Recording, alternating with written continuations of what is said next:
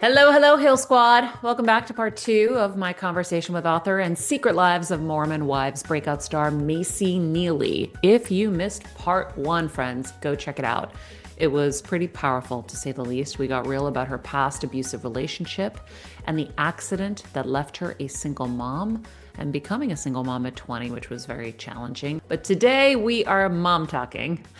See what I did there? Yep, we are chatting about everything from her ride or die friendship with Michaela Matthews and what cameras have yet to show about Mayci herself. All right, let's get into it.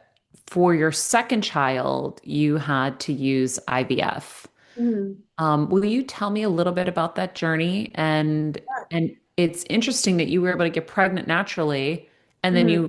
you had to use IVF the next time. Was there something that had happened in between, or I'm curious? Yeah, no, it's like something that is a little bit personal to me and my husband. We don't talk about like the exact why behind it, but Okay, like different partner basically is kind of like the story behind it. But got it it. was it was, weird because like for me, I write this in the book, but like I was thinking when I first got pregnant and like out of wedlock, wasn't planning it, did not want to be pregnant. I was like this is probably like my biggest trial in life, but some people have to do IVF, because they like can't have babies and like obviously like foreshadowing like had to do IVF. And I thought that was be like the worst trial ever, like when I had to do it, because I am very squeamish. So like knowing I had to do it, I was like, great, like I'm very squeamish and hate needles, and here we go. Now I have to do this.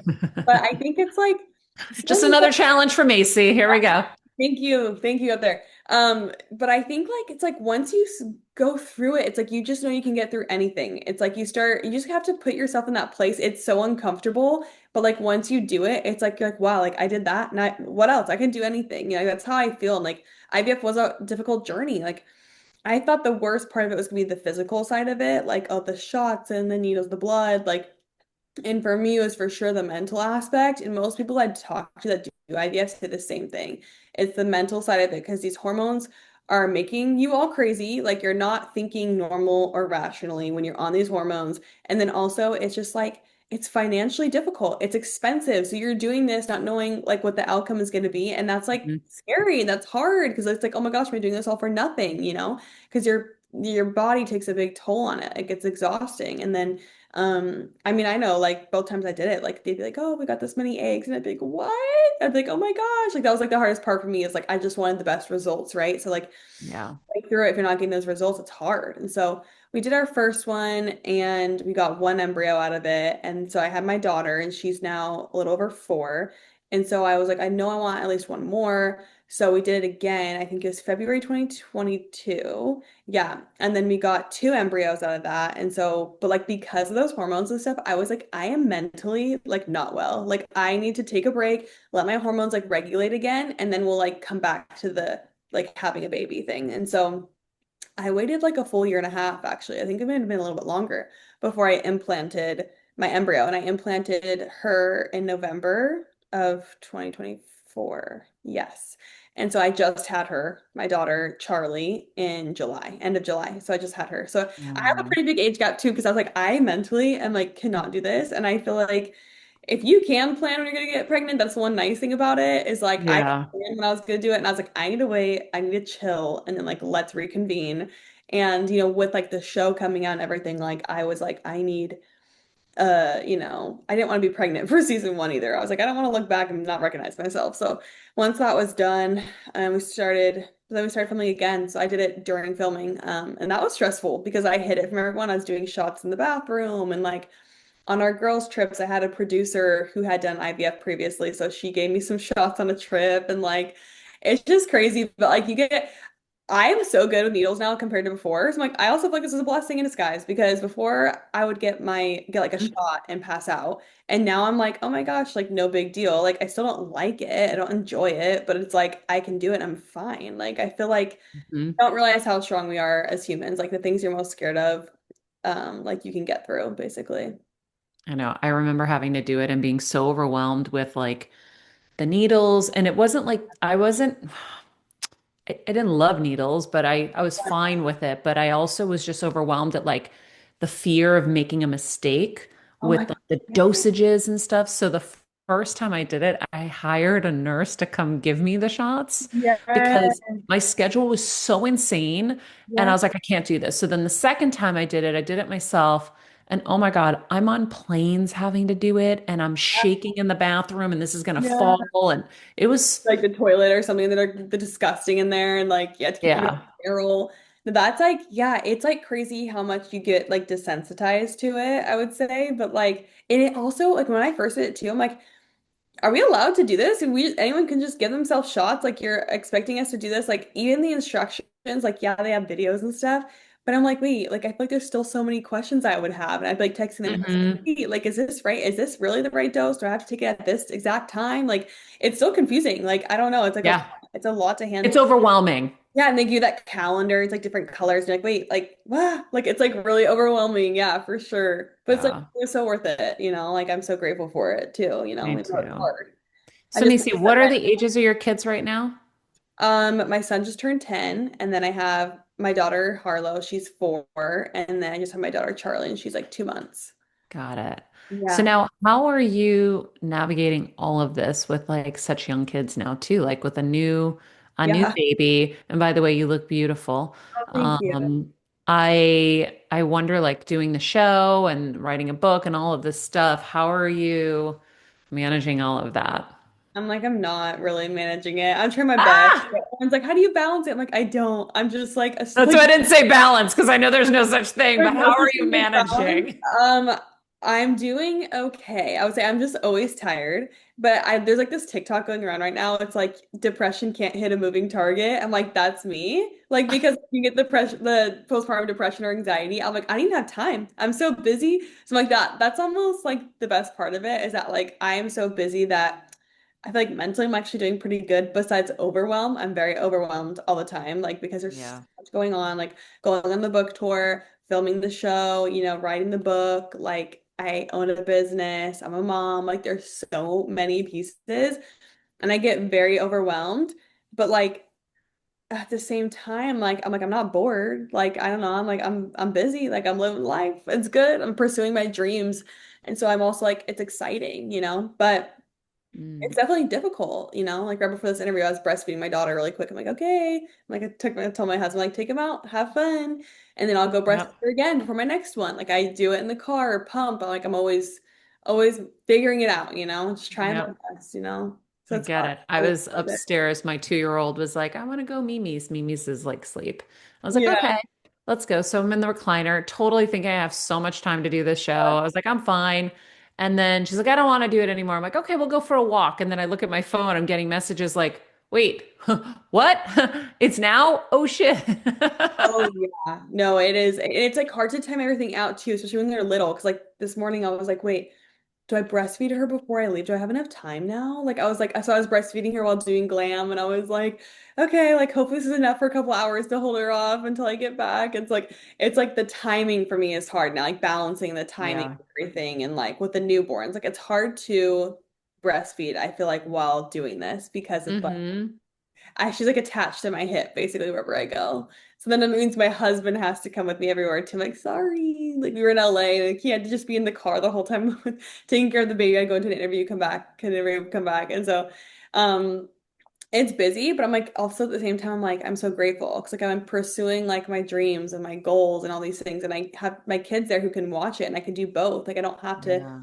like I can have a career and be a mom. I think that's what's so special. I don't have to, it's not like I have to choose one or the other. I wonder, with your kids, does your 10-year-old ask you questions? Like, how are you going to share any of this? Yeah, I mean, he does. Like, he already asked to read the book because he's like really smart. He's a really good reader. He's been reading like books since he was like 4 or 5 because we just started him so young on like reading. And so he wants to read it. But I was like, no, not till you're like 18. Sorry. Like, this is adult content, it is not happening. Um, but he does ask questions. Like, he'll be like, Mom, are you famous? I'm like, no, absolutely not. Like, don't tell anyone that either. Like, don't say anything. Because first of all, I don't like that word. I don't feel like that's me at all. I don't feel famous, nothing like that. Some people say it. I'm like, oh, no. And I don't want him. I just want him to have like the most normal childhood as he can have. Like I don't want him growing up. I'm like, this sounds weird, but like I don't want him growing up super privileged either, too. It's like we want him to just have the most normal lifestyle, like where obviously you're comfortable, but not like anything extravagant. So it's hard because he sees things and we're in a really nice hotel room right now. And he's like, oh my gosh, like don't expect life to always be like this. It's not always like this. Like I flew first class here, but my family went in economy. So I was like, I have the baby, so I need some room. And so I went first class. And then my son's like, can I switch off first class with you on the next flight? I was like, no. I'm like, you're 10? Like, absolutely not. You're not gonna experience this for a while.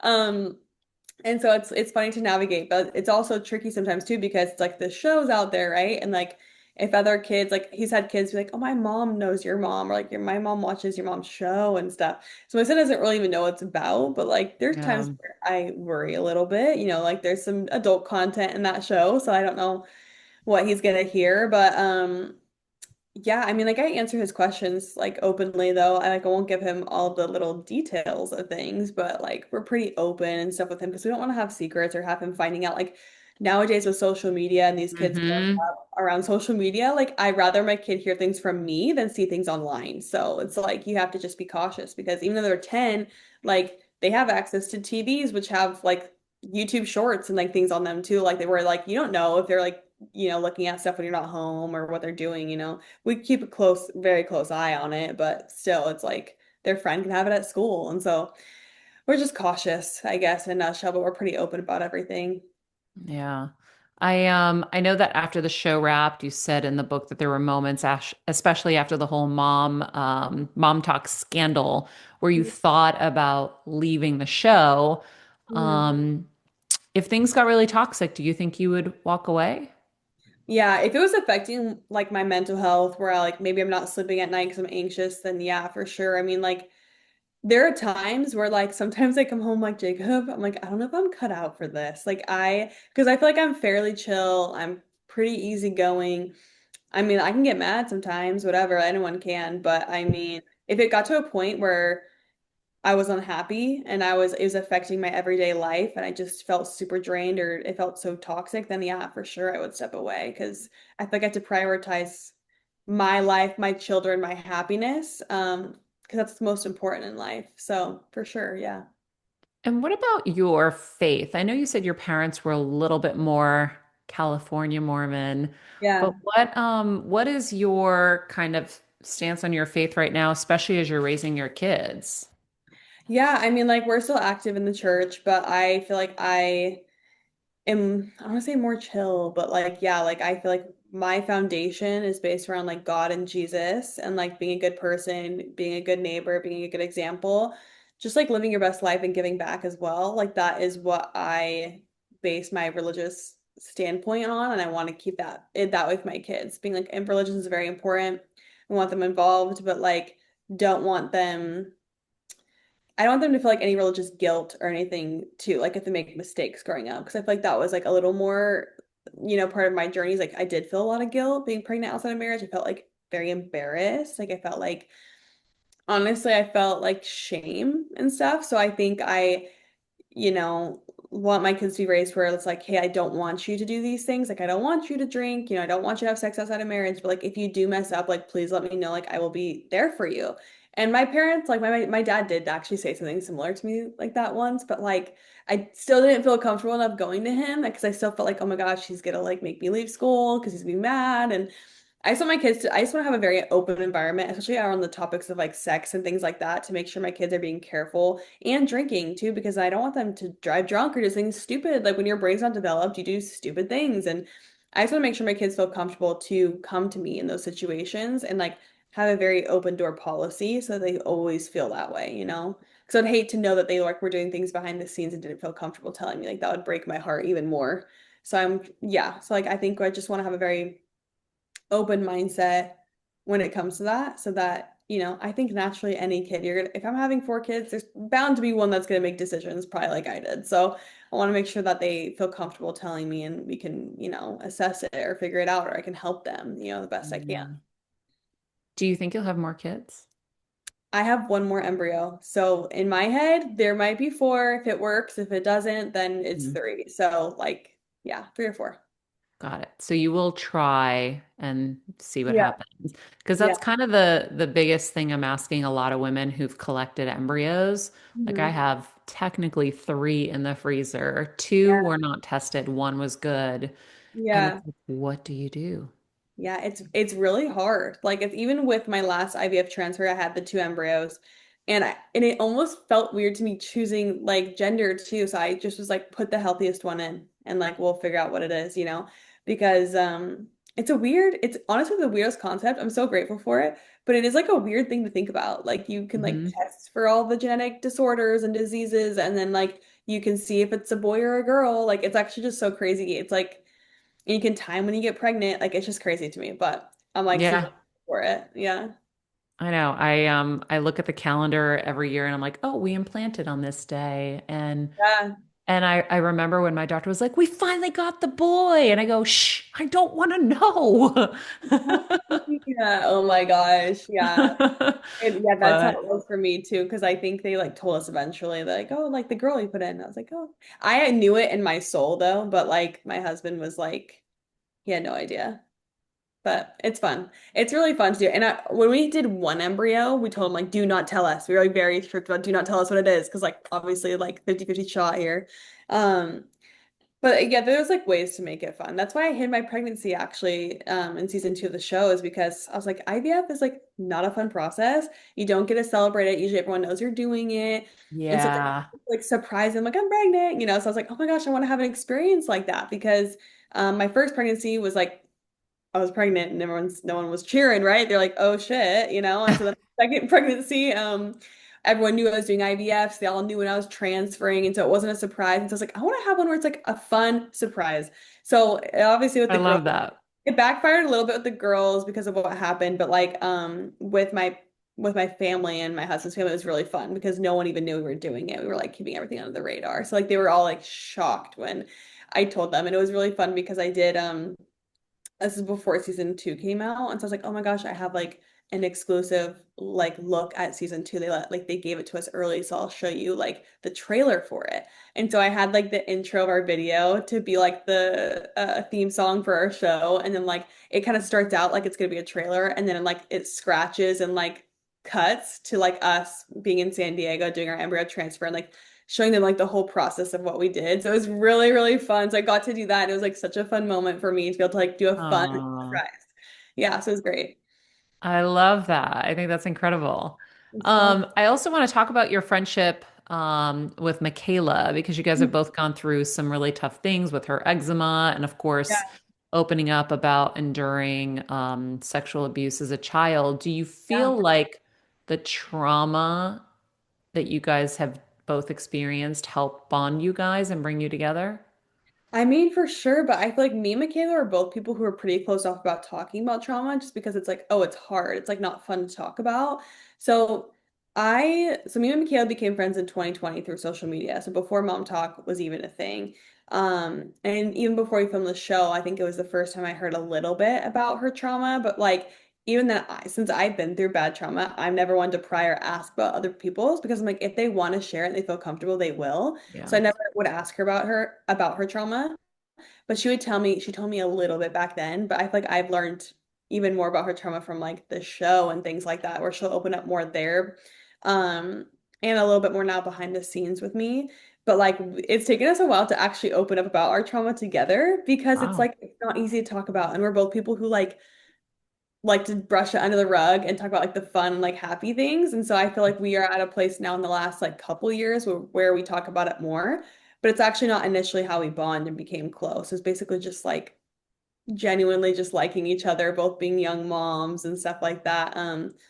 And yeah, no, like I'm super grateful for that friendship because we're like so, so close. We talk every day, pretty much. And if we don't talk Wow. every day, I'm like, hey, what's wrong? Like, where are you? What's going on? Like, did someone take you? So Yeah. it's funny, we talk 24/7. I know it's interesting because just talking to you, I feel like I would never know anything happened. And I Yeah. think that a lot of us are pretty good at putting a smile on and just, but Mhm. isn't it just more about like wanting to live the life that you want rather than dwelling in the past, right? it's like you don't want to be sad all the time. Like if I were to think about everything I've been through every single day, I would be sad. I would probably be depressed. And so it's like I don't want to always feel those feelings. I think there's a time and place for it where you need to like heal and like understand it. But then like after that, like I just, at least for me, I'm like I need to move on from that and just be happy because it will eat you up. And like that's not what life is about. I want to have fun. I want to be happy. I want to enjoy my Mhm. life. And I feel like she's probably is similar in that way where it's like yeah, it's something we need to address, but we don't want to talk about it every day, Unless if it's like there's something triggering in that moment, then sometimes we'll open up together. But for the most part, it's just like fun, silly, sending each other TikToks, laughing about people, things like that. How is she doing now with her chronic illness? She is doing better. I know she's trying to get different treatments for it, because it kind of flared up after having Lottie, because like it was pretty bad, and then it started chilling out a little bit, and then she got pregnant, and it was like really good for a bit, And they say that sometimes like pregnancy, like obviously pregnancy can do weird things to your body, but also like for her, it kind of like was healing her a little bit. And then Hmm. once she had Lottie, it's kind of been flaring back up again.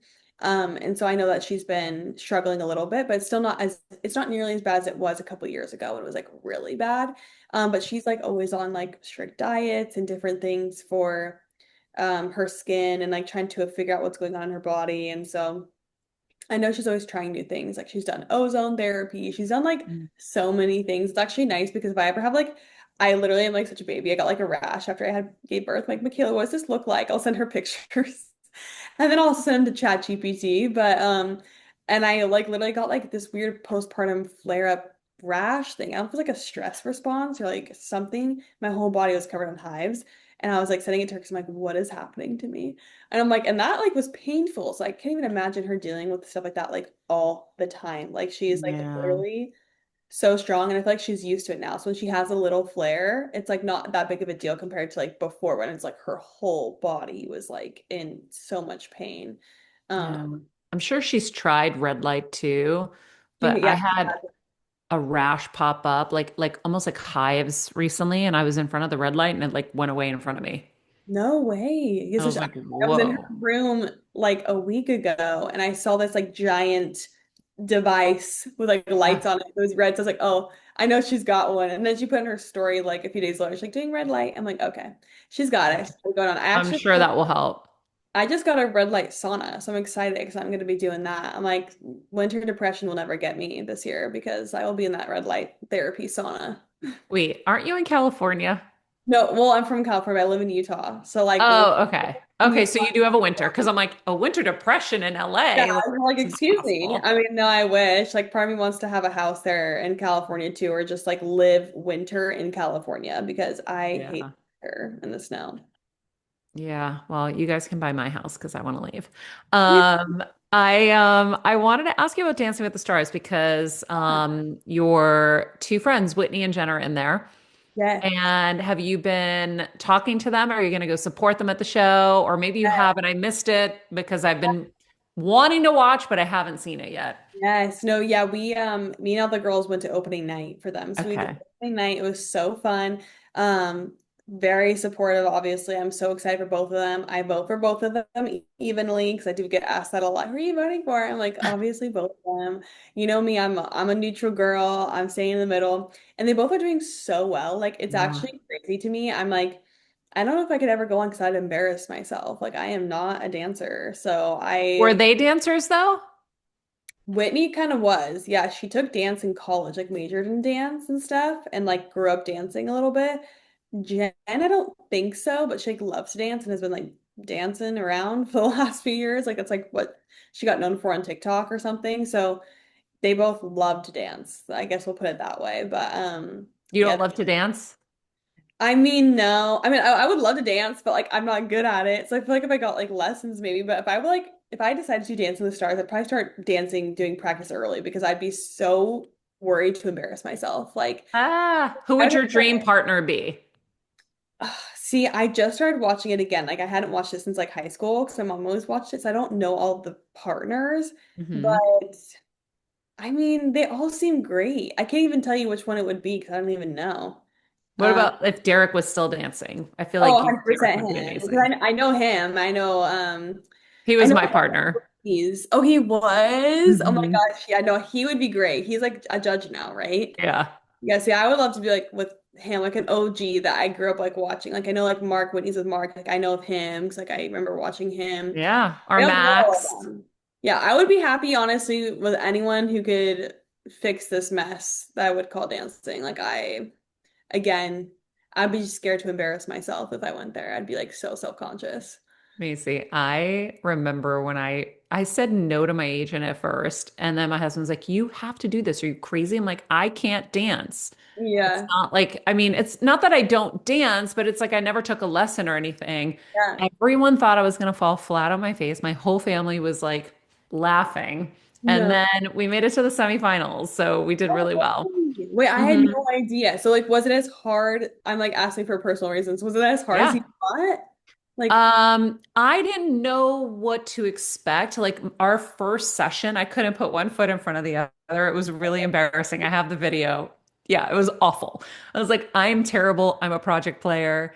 And Derek's just such a great teacher. They all are really good at teaching.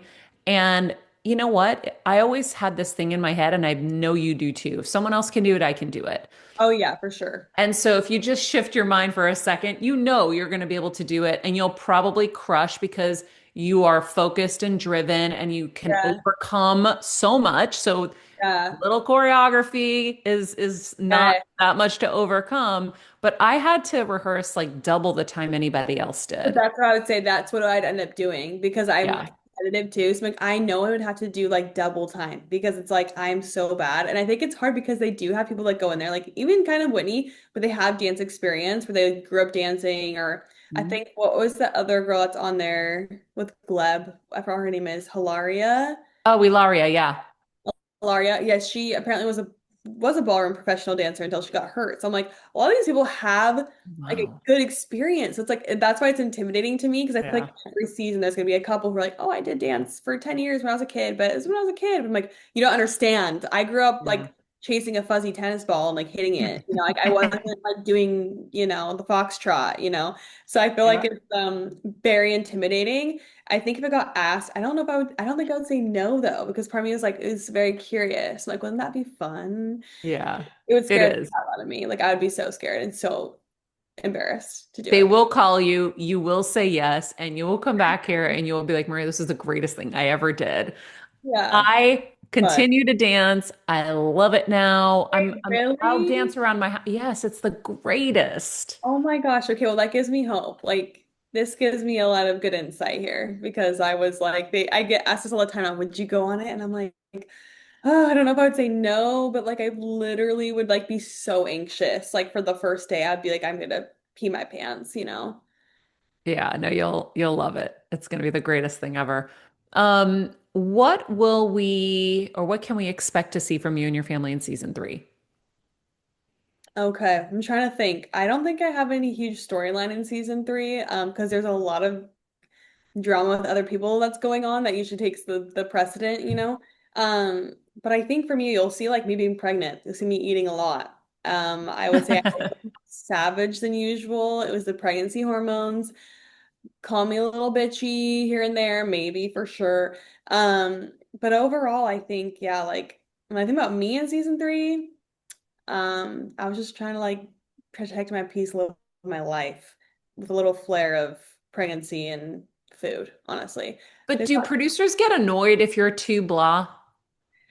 I mean, with me, I feel like it depends because they say that I'm the comedic relief the show needs. So I feel like they need someone who's maybe not super dramatic, but like keeps things like fun or lighthearted. And I know I always get called the mediator because like I can see both sides and I try to like help in certain situations. So I feel like they probably need that to balance everyone out, maybe, because it can be kind of crazy. And I think it's hard because a lot of times we do get called like, oh, they're mean girls. And I'm like, well, that's because a lot of times like the lighthearted moments get cut out. Like there's plenty of things that we've done that are so fun that we're all like laughing that get cut out. So you just never know. But I would say season three has a little more of those lighthearted moments that usually do get cut. So I'm excited about that because usually those things and like even bloopers that you normally like wouldn't see like when you like mess up in your interviews and stuff. Like there was a couple times they let those in, and I honestly love that. I'm like, it's fun.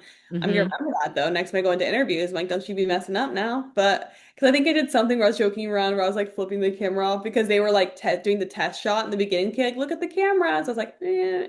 And then Yeah. they use that, and then I'm like, whoa! I'm like, I forgot I even did that. That's so funny. So it's like it's fun to watch back though, for sure, at times. Yeah. So do you feel like people who watch the show know the real Macy Neely? To an extent, they know the surface level of me, I would say. Like the book is a lot more in depth. Like now you're gonna know my trauma. You'll know some of my dark humor because I try to add it in here and there. But there, I think the book is gonna see like the real serious side of me, and I think they'll also realize why I am the way that I am because everyone's like, well, why do you like ride the fence? Like, why is she like so neutral? Like, why don't you speak up? I'm like, if you read the book, you'll kind of understand. It's because I've been through some real hard things and I never want to leave things unsettled with people. I never want to have beef with people because I've been in those moments where it's like you have regrets, life can change in an instant and I don't want to have any bad blood with anyone. And I feel like a lot of it stems from what I've been through. And I also feel like because of what I've been through, I'm very empathetic. I can see both perspectives. I can see where like I could have room to grow and other people could too. And I feel like that's all stems from my past. And people think that I just don't want to have an opinion or that I want to they say stir the pot or whatever. And I'm like, I'm not. I'm just like sitting there trying to understand. Um, so yeah, I think that they'll get to know me a lot better. And I hope that like with future seasons or even just like social media, they can see the fun, like lighthearted side of me too, because the book is obviously like pretty serious and like there are those lighthearted moments here and there, but yeah, like obviously like I'm a pretty fun person. I don't want to say it like that, but like I like to have fun. I smile a lot. Like that's just the way that I am. And so I think, as they watch the show, read the book, they'll get to know me a lot better and who I really am. I love it. We've definitely both gone through a lot of stuff, and they always say the same thing. You're always smiling. You're always smiling. Like Yeah.